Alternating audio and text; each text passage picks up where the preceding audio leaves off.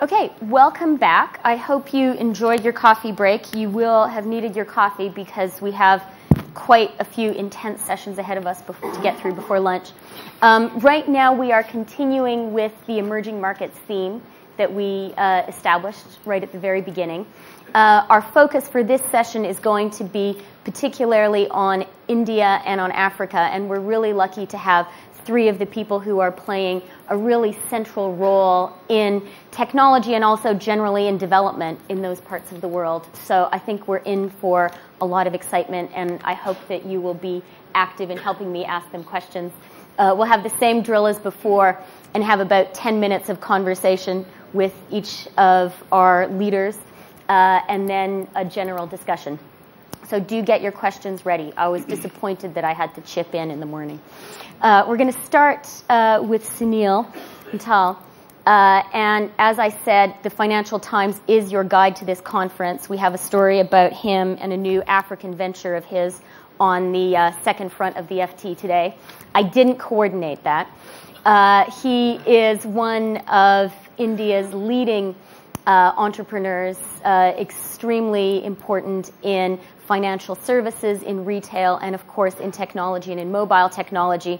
And we learned this morning that Sunil and Mo Ibrahim, who I will bring in at the end, actually got together to set up the first mobile service in India. We think it's, 15 years ago now? 92. In 1992. So we have a connection here. What I wanted to start off by asking Sunil about was the impact of technology on the transformation of India, and particularly in light of the fact that India is a country that maybe, if we had been talking 15 years ago, we would have been bemoaning the low literacy rates in India. So how is it possible that it's become this technology dynamo, and what impact has that had on the society? Well, if you really go back in time, India has lost almost every industrial revolution that the world has seen. We missed the technology pieces on textiles, steam engine, electric power, almost in every part.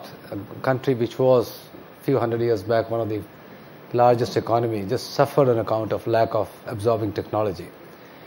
This one belongs to India. The knowledge-based society that we are trying to produce will largely depend on the technology of today, which is a connected world, which is based on technology like internet, telecommunications, fat pipes connecting India to the rest of the world. And given that India's biggest advantage is its human resources, over 630 million people are in the working age. In the next 10 years, this will rise to 834 million. And the only way to keep them engaged would be to serve the world. India today is not only able, willing, a workforce to serve India, but it is a global workforce, as you already know. And if these people will get connected through technology, I think India will be able to deliver a lot of things that it has not been able to do so through traditional means, including policy interventions. So from my point of view, nothing demonstrates India's success than the mobile telephony which has come in the country in the last 10 or 12 years. With 300 million people on the mobile phones today, growing at 8 million a month. And why are mobile phones so important? Is it because the fixed infrastructure is so poor? Have you been able to leapfrog? Yeah, I mean, there is practically no fixed infrastructure which has grown in the last 15 or 20 years. We had 40 million fixed lines 15 years back. We are at 38 million lines today, whereas mobile has grown. It's become the product of choice for the rich as well as the poorest part of the country. Today, out of the 8 million customers that come on the network every month, about 4 million of those who we could have never imagined would ever own a phone. They've never heard a dial tone before, and suddenly they're using it for SMSs, for weather forecasts, for pricing of commodities, including crops, and I think more importantly now, money transfer. So this is becoming, to my mind, a tool of transformation for the country. So is the technological revolution starting to reach poor people and rural poor people? Oh, indeed it is. This morning, Nikesh spoke about the 1.3 billion people who are connected, and I represent a nation which has over 1 billion people who are not connected at all. So the fastest and only and perhaps most affordable way forward is to take mobile telephony into the deep parts of India. Today, we cover about 72% of the population of India. By end of this year, it will be at about 85-90%. That, to my mind, holds the key to deliver India. Okay, let's imagine that we're farmers in a poor village in India. Probably hard for you to imagine. How does getting a mobile phone change our life? Well, first of all, not hard for me to imagine. I come from a small town, and I also do a major project in the rural areas in the form of agriculture. We are one of the first corporates who are getting into agriculture, so I know the pain of what's going on in the rural areas very intimately. How is it changing the world? Let me give you two examples. One example is in a village near Maharashtra, near Bombay, about 100 miles west, which is called Sangli. This is a belt where you have grapes. Last year we did a program where the grape farmers were connected through the mobile phones, and they had daily bulletins of how they should get the crop right, fight the pest issues there, and more importantly how they would pack and what would be the right picking time for the crop to move from there to Europe.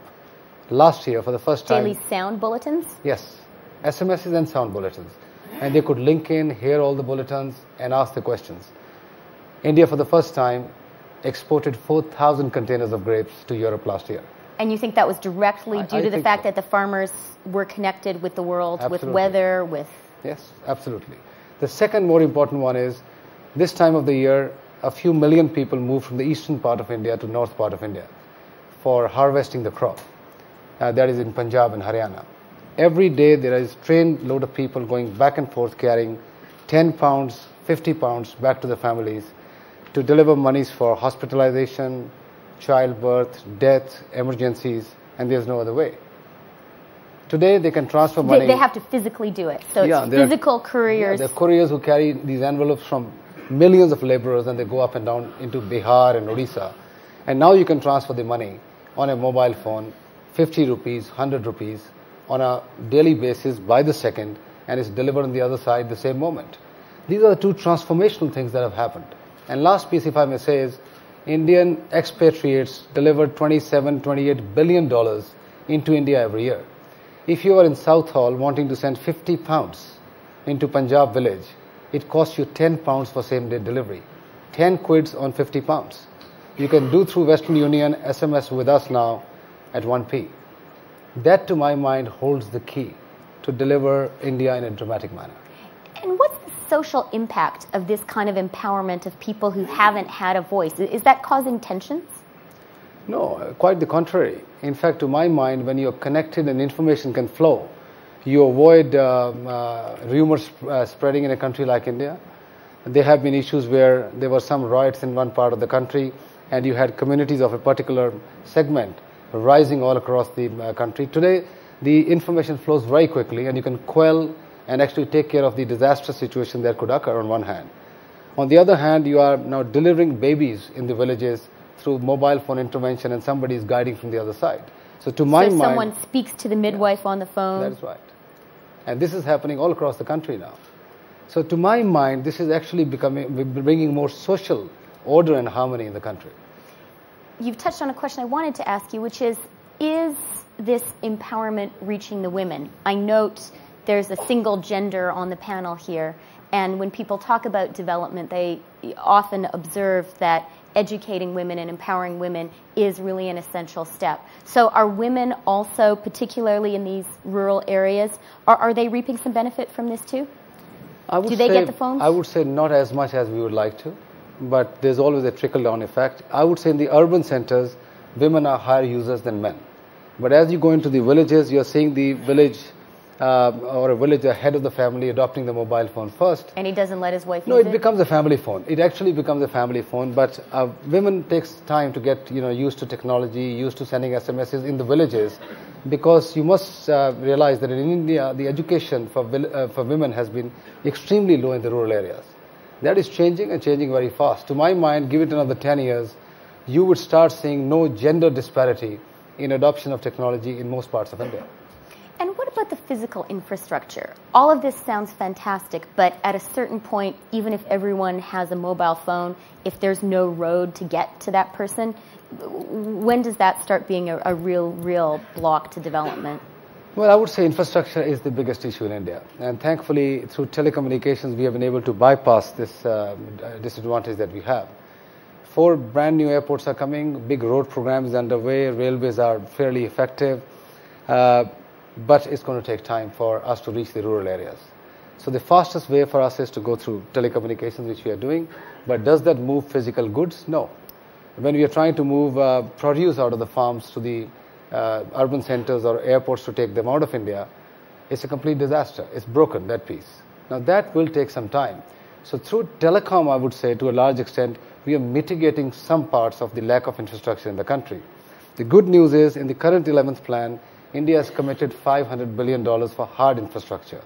And in the 12th plan, $1 trillion. Now, to my mind, with an injection of $1.5 trillion in the next 10 years, it is my hope that India would have fixed, to a large extent, its infrastructure. Now, we've just heard the British Prime Minister speak very passionately about the need for an open society, for government to be a light touch regulator, to let people like you do all the running. Is that the case in India, or is this sort of the legendary weight of regulation still a big problem for an entrepreneur like you? You know, regulation by definition is easy. It's very difficult for it to be light touch. And when you allow somebody the power to regulate, it generally tends to be more towards a hard regulation than a soft regulation. The only area where we did well in the last 10 years has been IT. The reason for that is there was no regulation. Before the government woke up, India was an IT society. So to my mind, two areas where India has done well, and both are unregulated, is in the area of IT and the area of beauty. And we have had Miss World and Miss Universe, and we have had the best IT companies. They can't regulate beauty content? They don't regulate these things. So from my point of view, no regulation is better than regulation. Are you worried about the government waking up to the fact that IT is a great new area, that you could have lots of regulation and lots of jobs? It's too late now. I think it's now come to a point where if politicians were to touch IT, there will be serious repercussions of that. And what happens as you move, as IT starts moving into other areas? You've spoken quite a lot about the money transfers that must run into areas that have been more traditionally regulated. Yeah, that's a tough area. I think you picked up a good point. But there, we do not intend to be a bank, because then you come under fiscal services regulation by the Reserve Bank of India. The idea is to tie up with the bank, and which we have done by tying up with State Bank of India. So the banking piece... Clever to have a government partner. Yes, it is. Essential, maybe? I would say not necessarily a government partner, but a banking partner for sure, who are regulated by the FSA type of regulation. Okay. We're going to move on to our next panelist, who has done his share of working with governments and regulators. This is Sanjiv Ahuja, who is the former CEO of Orange, still the chairman. He's now the chair and CEO of Augur, a new venture aimed at providing broadband access for the world. I think of him as a broadband evangelist. And Sanjiv has very wide experience of being in Western established companies. He has a lot of experience at IBM, Orange, as I mentioned, also being an entrepreneur. And he has experience both of working in industrialized countries and, of course, in emerging markets. Is very active also, as well as in India and Africa. So Sanjiv is able to talk to us about a very broad spectrum of issues. I wanted to start off by asking you, picking up on what we've been talking about with Sunil, to what extent do you see the Indian technological revolution as something that we can see happening in other parts of the world where we have had for a very long time underdevelopment, very difficult situations, particularly in rural areas? Is that, can we see the Indian example moving to other parts of the world? Can I pick up on a couple other things that Sunil said and you had asked him earlier? 51% of Indian women are illiterate today. India has one of the highest illiteracy in the world. 38% of Indians are still illiterate, and it's around half of that in China. Bringing to Africa, Mo is much more familiar, 10 out of the 10 lowest literacy rates in the world are in Africa. 16 out of the 20 are in Africa. The other 4 out of the 20 are in South Asia. South Asia, in general, has the world's highest illiteracy. Now, there was a blurb over there on number of engineers that US produces less engineers than India. Germany produces 30,000 engineers in a year. India produces 300,000 engineers, although it has a population more than 10 times that of Germany anyway. China produces 400,000 engineers. However, and if I may say, I don't think technology has touched India's rural sector in a significant way yet. We look at agricultural Was Sunil a little too optimistic? No, I think he's right. He's right on telecommunications. But if you talk technology holistically, India's farm productivity has gone up by 2.5% a year over the last 15 years.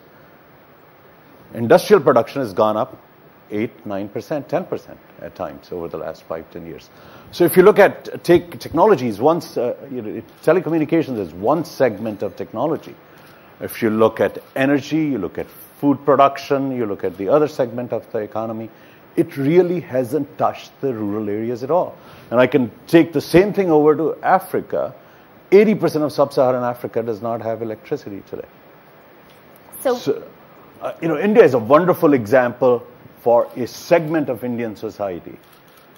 But the impact of India's telecommunications revolution is very significant. However, technology revolution has barely started touching India yet. And what is stopping it? I think when the do you see it foundation, spreading? it's very simple, very basic, is education. Most of Indians, majority of India's population today still does not get full primary education. The same is true for sub-Saharan Africa. If you take Northern Africa and South Africa out, sub-Saharan Africa has a lot of challenges. And I think if we sit in the Western world, Sunil probably knows the statistics much better than I do. A few million people are employed in the IT sector. It's a country with over 1 billion people. They are absolutely untouched by any of the technology changes that the rest of the world is experiencing. I think, and I was here last year, I said the same thing. I think our perspective to China, especially India and Africa, I think continues to be very myopic. We still don't see most of what happens in those countries. Well, and what about the Indian political elites? How worried should they be about this digital divide? I think they have to be worried, and obviously, I'm not as involved as Sunil is. When agricultural production doesn't go up, farmer productivity doesn't go up, poverty in rural areas does not get alleviated, you have series of political challenges. I just want to say one fact people need to consider in this is Indians' productivity has gone up by around 4% a year over the last decade. China's by 8.7, 8.8% a year. Most of India's productivity boom is because more people are employed, not because individuals are more productivity. That means technology is still not being employed enough to increase the productivity of the workers. You've identified illiteracy and education as one of the big barriers. Is that something that entrepreneurs like you guys can fix, or does it take the government? I think it takes everybody. And I want to talk about regulation for a minute, and then I'll pick up on education. Look, in the telecommunication sector that all three of us come from, we are using a nation's resource, which is spectrum. So some level of regulation is expected. You can push it to an extreme, like we have seen in some of the African countries, and India used to have it until 10, 15 years ago. Or you can have a very light touch regulation, like Europe saw initial 10, 15 years of mobile industry. So I think some regulation in our industries, in telecommunications industry, is expected, but as little as you can have it to let the entrepreneurs go at it. And do you share Sunil's confidence that the government isn't going to touch it? Well, it's already gone too far? No, I look at, if I look at the context of Africa and India, I think you have absolute extremes. You have some countries that are working on very light touch regulation and some that are still running. Take Ethiopia, for instance. One service provider, even today. And so you have absolute extremes of very light touch to very strict regulation. Let me pick up on education in the question. Is it the responsibility of the entrepreneurs? Is it the responsibility of the government? Is it the responsibility of World Bank? Is it responsible to encourage education? is a responsibility of foreign aid agencies. And not even who's responsible, who can do it? I think all of us need to do it. I think all of us need to do it. I think the magnitude of the problem is big enough and massive enough if you look at the overall scale of it. I don't think anyone, the governments can't solve it by themselves. If they could, they would have done it by now. And I think we can see the last 10, 15, 50, 100 years, it hasn't happened. Now, Sanjiv, your current project is broadband access for all, a sort of evangelical approach to broadband. Why? And why is that so important? What impact would it have? Well, first is hopefully it'll help with education, but you just look at the statistics. All of Africa, including Egypt and South Africa, have less than 2% broadband penetration. India is 0.3% broadband penetration. South Asia is even less than that. Pakistan and Bangladesh are even less than that. Now, I don't know why we don't consider communications or internet connectivity as basic a right as food, shelter, and clothing. Why can't we say people communicating and connecting with one another is as important to the future of mankind as any of the other basic needs are? But Sanjiv, that is a crucial point, and I do wonder if one were living in a village that didn't have water, that didn't have electricity, and didn't have broadband. I've never lived in such a place, but I think I'd probably pick water and electricity before I pick broadband. With all due respect I don't to your disagree project. with you. You want water, you want food, shelter, and clothing before you get to communications. But you need that. And once you have communications, it helps you get better food, it helps you get better clothing, it helps you get better shelter. Sunil talked of an example. We did something in Cameroon with the fishermen, and I talked about it last year. We saw the income where they were communicating fish prices through SMS. We saw their income go up by over 10, 11% a year. And the prices of fish actually dropped by 10, 11%. But overall income of the farmers, because the amount of fish that was getting destroyed, reduced dramatically. So I think it all helps, but it is all interconnected. What impact will higher food prices, which we discussed in our earlier panel, have on these developments? Well, I heard a respectable speaker from Brazil talk about it's wonderful to have corn prices going up. I think it's good. He's speaking for the farmers. He's speaking for the farmers, but he should also be speaking for the corn users and people that consume corn. I think food crisis is massive right now, and it's the biggest problem facing us is food and energy. And I think we can go into the causes of what caused the food crisis on the planet, whether it's the biofuels getting created and being used to replace agricultural land, or is it the U.S. farm subsidies, or is it the European farm subsidies, and we can have a long debate. But I think food is number one and energy is number two. And telecommunications is a big opportunity and a big challenge, but pretty far down the list for me right now. Well, I think I won't totally agree with you that telecommunications is unimportant, because I'm about to bring into the conversation a heroic pioneer of telecommunications in many parts of the world. I hope the other speakers won't be angry with me if I say we've saved the best for last. Mohamed Ibrahim is a really heroic person. He has pioneered mobile telecommunications in Britain. He's involved in this project in India with Sunil that I described, and is now doing really important work in Africa on telecommunications, and also working on governance in Africa. And maybe those projects are connected. So I'm really delighted to have him here, particularly because I think all of us have to worry when we talk about emerging markets and the exciting developments there, that one part of the world we rarely discuss is Africa. Mo, I'd like to start really by asking you, we've talked positively, raised some problems, but really it's hard not to be inspired by the move forward we've seen in technology and telecommunications in India. 10 years from now, will we be talking about the African IT revolution and how it transformed the world? No, we talk about it now, actually. Why in 10 years' time? When we started, there was less than 2 million phones in all of Africa. And Africa was, 900 million people, actually. Today, we have over 200 million phones in Africa. So this a major change happened. Africa last year and the year before put more new customers than all of Europe put together, more than North America. So things are really happening. Mobile phones actually produce a revolution in Africa. And I'll tell you why. First, there is no really fixed telephony to speak of other than a little bit in South Africa and mainly in what used to be the white areas of South Africa, which was quite limited, and a little bit in North Africa. But in most Africa, I mean, DRC, a country which is as big as Western Europe, 58 million people, they had 3,000 lines, 3,000 phone lines. Half of them were not working. So 1,500 telephones working in the whole country? The whole country, over 50 million people.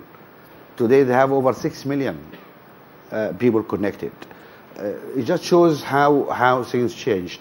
There was a study by London Business School which said that every additional 10% penetration in mobile phones increased GDP by 1.2% in developed countries. And they think in developing countries, that number is 1.8%. So this is what we are adding to the annual growth. Growth in Africa in the last few years is the highest in the world. Africa is growing on average of about 5-6% on average. At least 1.5%, maybe 1.8% due to mobile phones. Besides providing the infrastructure, which is essential for development, for investment. Which infrastructure? Mobile phones, telecommunication infrastructure, which we provided in usually very harsh conditions. To roll networks in Africa is a nightmare compared to rolling a network here. I mean, I understand most of you are technologists and appreciate that. I built the first mobile phones in UK. I was technical director of the first company here, but it was so a piece of cake. You have power anywhere in the country. You need electricity. You have the backbone of British Telecom. You can use the backbone to connect your base station. You make a phone call within 3 days. You get any capacity you want. In Africa, I have to build all that, and I have to get my own power generation because my base stations will be all over the country. It is a big job, but we've done it. Given those difficulties, can it be a commercial enterprise? Can you make money doing it? We made it's one of the most successful industries in, our investors on average made 8 times their money. I mean, that's a fantastic return by any standards. But the number of jobs created, beside what we've done to the economy, within our own industry, we have about 10,000 professional people working in about 16 countries. These are IT professional people. We train 10,000 people in all aspects of IT. But the real achievement is outside that. The number of businesses created around us. We have all these towers everywhere. All of them need generators. They have backup batteries. Somebody needs to go everywhere, every morning, for petrol supplies to the generators, top up the batteries, check what's going on. We don't do that. It is all entrepreneurs came up to do this. Look at the points of sales, because almost all of our customers are work on prepaid scratch cards. Do you know how many points of sale we have? Over 200,000 points of sale. 200,000 points of sales. Why? Because all of Africa, every morning, everybody need to buy a scratch card every morning. So 200,000 kiosks around the continent. How many people working there? Mo, how is it that people who we think of as being so poor and whose budgets are now further pressured by high commodity prices, high fuel prices, how can they afford to be buying these phone cards? Right. And what's the decision-making process in a very difficult family budget deciding, okay, I'm going to spend that money also on a phone? Two answers. Our view of Africa is always biased by our media Bad perception. media. Because we think all Africans live in Darfur, all of them in refugee camps, etc. There is a lot of normal Africans who have different jobs and families like everybody here. So not everybody is really starving. That's one point. The second point, the equity in a phone call in Africa far exceeds the equity in a phone call here. Just think about it for a moment. Mobile phones are, you always carry, more important than the wallet now. You have to have your mobile phone with you. But if I don't have my mobile phone here in London, I have other options. I can try the fixed phones, and there is a lot of them around. You can borrow Sunil's probably. Well, actually, I can also use the underground. I can send a letter. It's a form of communication. It takes 24 hours, but it will guarantee to reach everybody. I don't have that in Africa. We don't have a working postal system. We don't have an underground. You jump in the underground to go and deliver a message there. Then Africa is huge, distance-wise, to get a message from one. Look, you live in Kinshasa. It's like Sunil's story about the runners. Let me give you a typical social example. You live in Kinshasa, okay? You got engaged. You want to tell your mother. You know what? Sometimes the trip takes 7 days. Involves cars, boats, donkeys, camels. It can be that kind of trip, just to go to tell your mother, hi, I got married. So the equity in a phone call in Africa is very high. So those guys who use their scarce money to buy scratch card, they know what is the value in that, and do you know what value they are generating because of that phone call? They saved a lot more money, which they have spent otherwise. So that's what creates the market, the need. This is very inspiring to hear, but I wonder whether, to what extent these inspiring changes, this technologically enabled transformation is going to run up against the bad governments that historically have been such a brake on development in Africa. Can this sort of people revolution overcome terrible governance? Okay, there's various issues. You are touching something very important and close to my heart, actually. To start with, what mobile phones brought to Africa, which not many people notice actually, we are bringing democracy to Africa. How the mobile phone is changing the political landscape will be amazing. Can you imagine living in a country where you have one TV station, one radio station, one newspaper, all controlled by the government? All what you hear is what the president had for breakfast, what he had for lunch, who met for this, who. That's it's just the government. It's the president. That's all what you hear. Suddenly, we give everybody something in his pocket, and those people able to communicate and tell each other what is going on. Kenya, Zimbabwe. Think about Zimbabwe. Why it took Mugabe 8 weeks or 7 weeks to declare election? Because those guys are at a loss. They want to rig the election. How they can do it is a problem. Because in every polling station, people immediately text what the numbers was. This is a huge country, rural country. In the past, nobody knew. But now, everybody knows what the result in everywhere, and people can just add these numbers. People use the mobile phone to take photographs of the lists as they came out from, and we all saw it in television. How this reached us is by my mobile phone. Suddenly, it is not just the prerogative of the government. Suddenly, we enabled everybody to indulge in this. That's why in Kenya it is impossible to rig elections. In Zimbabwe, it is impossible to rig an election. It's very difficult. The social impact was huge. But I go back to your also the issue of governance. I think that is the missing area. Africa became independent, most of the countries, 50 years ago. I'm sorry, I'm going to talk a little bit of politics, but they are closely linked. 50 years ago. I invited you to do so. That's okay. And we were celebrating the independence of Ghana, 50 years of independence, big thing here, Buckingham Palace, the state party. And I asked the question, repeatedly in Africa, what have we done with that independence? At time of independence, the income per head in Ghana was much higher than Taiwan, South Korea, Malaysia, Singapore, Indonesia.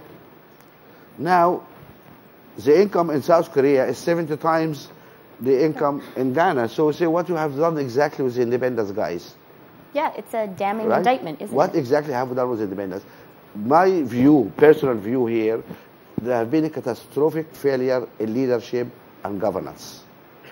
One major problem we had is that the freedom movements which fought for independence, guerrilla wars, whatever, etc., and came to power after independence, had a sense of entitlement.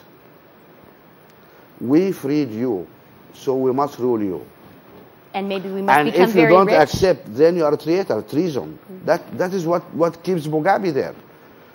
I liberated you guys, then I own you. It's a sense of entitlement. When those guys really didn't liberate anybody, because if, this civil society was fighting in the cities, strikers, workers, students, etc. And all those guys just pushed aside. Even the ANC, unfortunately, in South Africa is doing the same. Right? The ANC, yes, was one of the parties fighting for the struggle, but it is not the only liberator of South Africa. But now they push everybody aside. We done it. Then we have sense of entitlement. And that was the problem. It doesn't follow that a guerrilla leader is a great administrator. And that's why I thought that after doing business in Africa, I really need to focus on the issue of governance. And I'm really working almost exclusively now on the area of governance in Africa. That is important. We have to sort it out. I think that is an excellent point at which to throw the discussion open. And I think this issue of this sort of dual and conflicting forces of the empowering impact of technology and sometimes the disempowering impact of bad governance is a good one with which to kick open our discussion. I can't resist, though, warning you that mobile technology in actual elections can not only be a force for democracy, but also for corruption. And I need to warn you that African politicians may soon be learning from Ukrainian ones. I learned when I was in Kiev over the weekend that in a very sophisticated use of mobile technology to corrupt voting, some voters are now being encouraged to take a picture of their ballot with their mobile phone, and then you can show it to your ward boss to prove that you voted for the guy you said you would vote for and be paid. A clever and cunning, corrupt political elite can also find ways to turn technology to its advantage. I couldn't resist sharing that anecdote. Now, are there any questions? No one interested in African development? Rural India? We don't care about the plight of women in these villages? Please. Sure, but yeah. Can you go to the microphone, please? First of all, you are right about mobile phone, which can be used for corruption, but there are solutions. For example, one solution that we created is a mobile signature, which is equivalent to your real signature. So you can use these technologies for further advancement of democracy. My question is, now that there are pretty prominent figures in mobile industry, I'm curious to know what's going to happen in 2013, because if you look at the mobile industry today, there's still more than 700 different mobile operators. It's still too fragmented. If you want to create a service, it's still very complicated and it's hard to make it widespread. And we're also enjoying 40-50% EBITDA margins. And we are still seeing companies such as Bharti, but they're not really global like Vodafone. So in 2013, do you envision a different vision in the mobile industry? For example, are we going to see Bharti actually acquiring Vodafone? Excellent question. Sunil, what are you going to buy? Are you going to be a big consolidator? I think countries the size of India can very well live comfortably with 7-8 operators. Maybe 6 is better, but 7-8 is fine. Countries which are very mature, like Europe and US now, are seeing consolidation. You're seeing some of the bottom 1 or 2 operators are almost on the verge of extinction. So you will see consolidation. At the end of the day, I think... And what are you going to do in it? No, it was specifically asked. At the end of the day, it's the economies of scale that drives consolidation. And thankfully in India, we will be touching 100 million customers in the next 12 months, hopefully, just in India. And that is the measure of the potential we have in India. Now, I think what is more important is Europe is not seeing price reduction. I am absolutely shocked when we see the mobile phone tariffs in this country at 15, 16, 20p a minute, and in India we have less than half a p a minute, and the quality is no less than what we have here. Business opportunity for you here. True, but the fact is somebody has to test the elasticity here. Sanjiv probably is better equipped to answer that. Why is Europe at 150 minutes a month compared to 500 minutes in Asia? Because you are holding back people to talk. Take even a rich kid who goes on a skiing holiday, doesn't use his phone from UK when he goes to Switzerland because roaming is a killer. And I know I'm always very unpopular when I talk about the roaming, and Vivian Redding really smiles on that. The fact is, tariffs need to come down. And Vodafone is learning it in India, and I hope they will carry the message across the world. Mo, do you want to speak about consolidation? I'll just say something. I mean, two things. One is about consolidation. We have to be careful a little bit. Competition is healthy because it brings the price down, brings the best in people. I would hate to see one phone company running all the services in the world. We don't want another Google there, do we? Oh! Sorry, you're here. Oh, sorry. You're outside the room. When did you... He snuck in. So I think competition is healthy for the customer, and it should be there. But also we need to have reasonable scale for the ease of the fragmentation hurts the US. Why the US is behind in the mobile? The US is about 3-4 years behind Europe in the mobile industry because of the way it started. The fragmentation was not helpful. So we need to find a happy medium. That's one point. But I totally agree with Sunil's point. Why mobile phones are much cheaper in Africa than in Europe? I'm a customer here, and I pay through the nose. Roaming, we made roaming in Africa free. You can roam in our network free of charge. You call as if you're calling at your home, because roaming doesn't cost money to the operators. Is it because of the regulatory framework here? I go to Spain or I go to France, I pay £1 a minute. That's $2 a minute. So what's the answer, Mo? You've worked in I Britain. think the question here for the EC commissioners and the regulator and the guy who's talking about light touch here, light touch sometimes cannot be helpful because people need to ask some questions.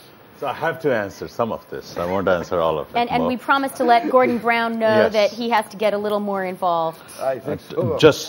Just because I did a lot of business in Africa as well, so I just want to remind Mo that Africa has some of the highest mobile tariffs in the world. Uganda, for instance, average tariff per minute is 2.5 times that of United Kingdom, just to put things in context. It's over 26 cents a minute, and UK runs significantly lower than that. What is this information you had? Hey, I just looked at your old Celtel tariff plans this morning. Okay, as of this morning, it was pretty old. I think the question is roaming tariff appropriate? And I shouldn't be defending because I've had several discussions with Vivian in my old life. Are you speaking as chairman of Orange Well, now? yeah. No, I'm not. So I'll try to speak as a private individual.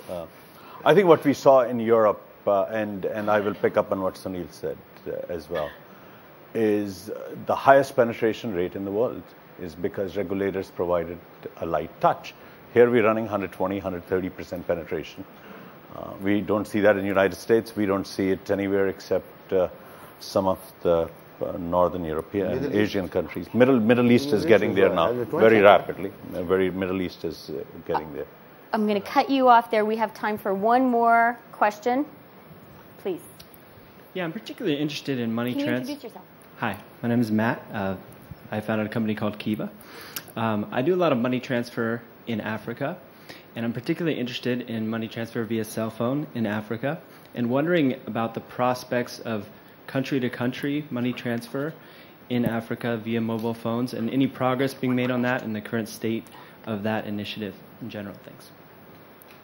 And Matt's company, you should know, is all about helping us to the technology loan is money. there. I mean, we started Cell Pay with some 5 years. The technology is there, and actually we use it for various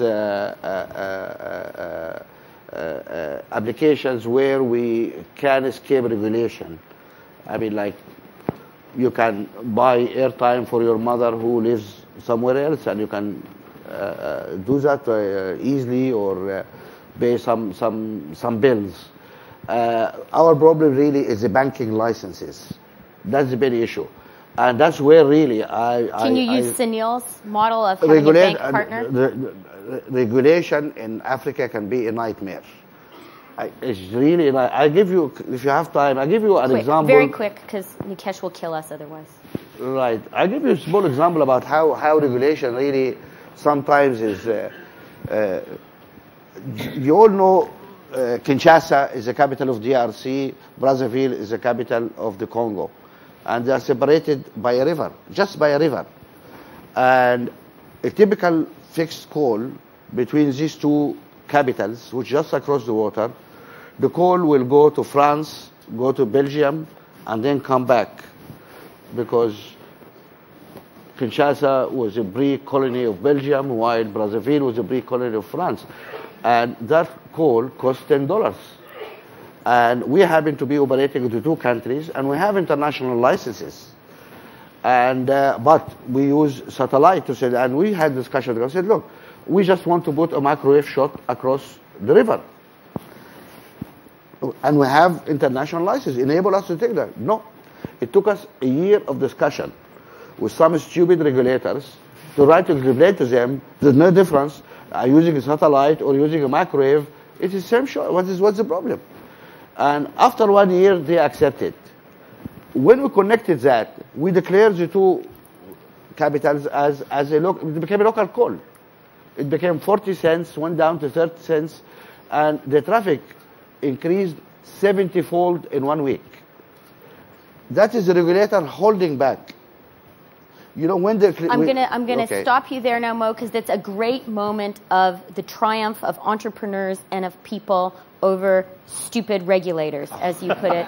And I wish everyone here similar triumphs. I would really, really like to thank our panel, because I think there will be lots of exciting and interesting conversations we have over the next day and a half.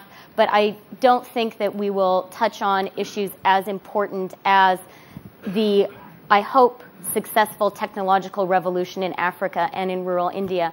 And it's really inspiring to hear from the people who are behind it. So thank you very, very much.